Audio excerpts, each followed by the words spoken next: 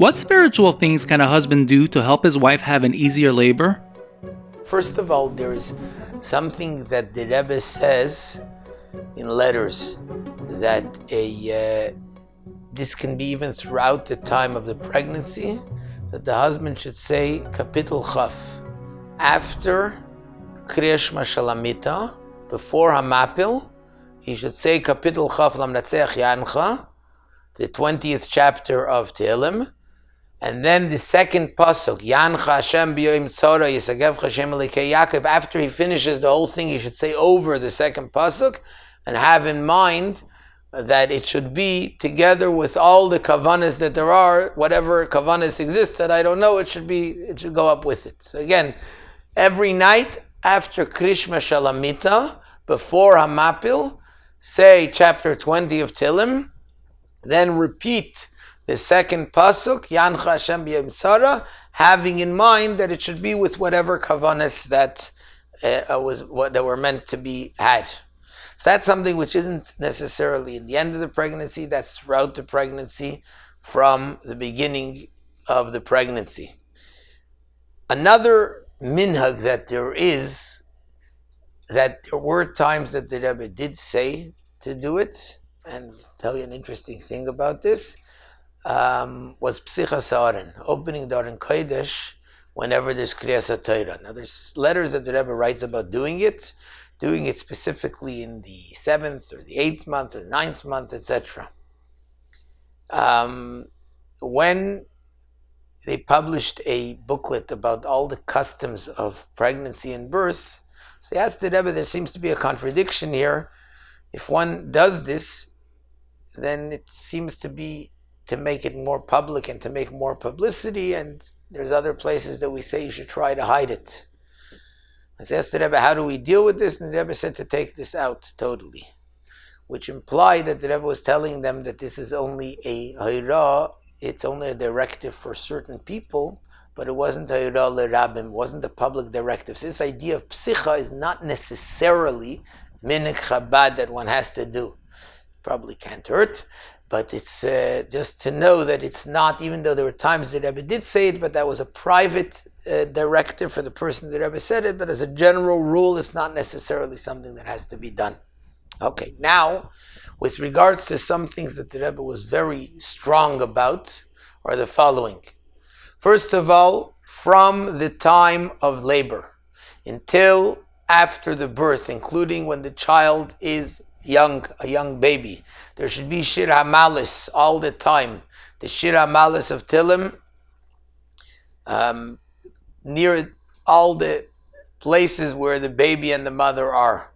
So in the hospital, it should be in the room covered with a double covering because of tznius, because of the holiness of the holy words. So it should be covered with a double covering.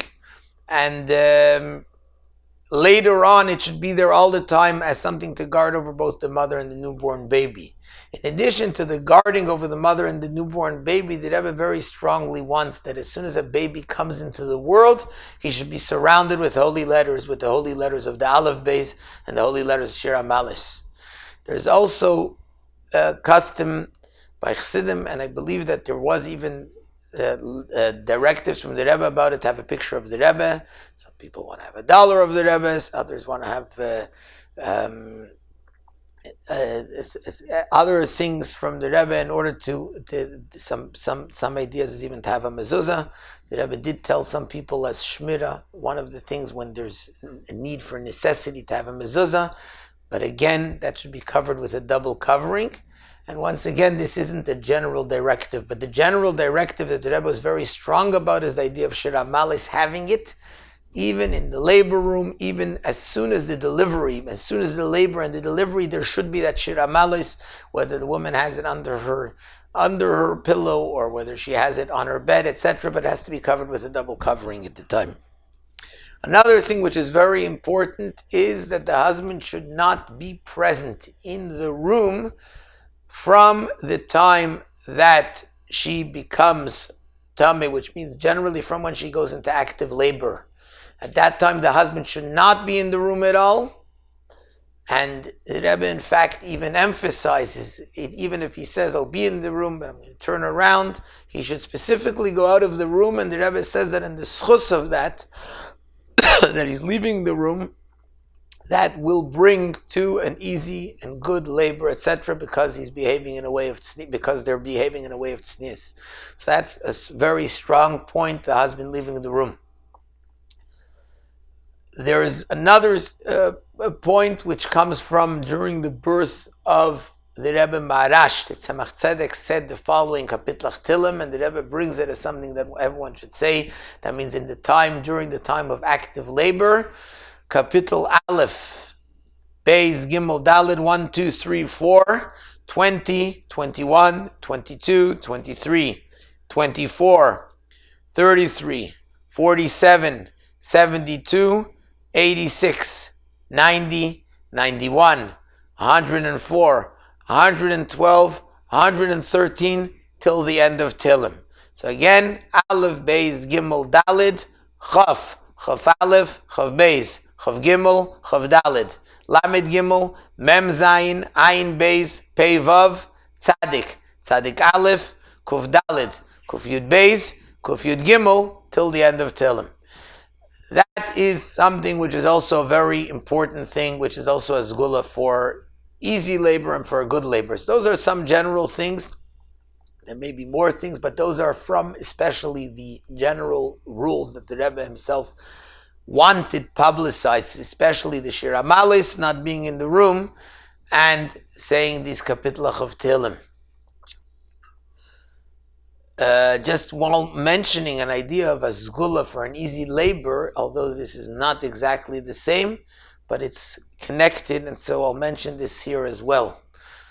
When a person is going through any medical procedure, a major medical intervention, such as a surgery or the like, which would apply also if a woman is having a cesarean, so she could plan in advance which day it should be, one should take care as much as possible that it shouldn't happen from Wednesday onwards, and if it does have to happen Wednesday, that it shouldn't happen Thursday or Friday. In other words, it should happen as far away from Shabbos as possible. And again, the Rebbe says that in the merit of doing this, which is keeping Shabbos properly, the person will merit that it should be successful. So to do everything possible, when possible, to keep it, if at all possible, before Wednesday, but at least not on Thursday and certainly not on Friday, in order to avoid the idea of Chilul Shabbos or even the idea of being disjointed when it comes Shabbos.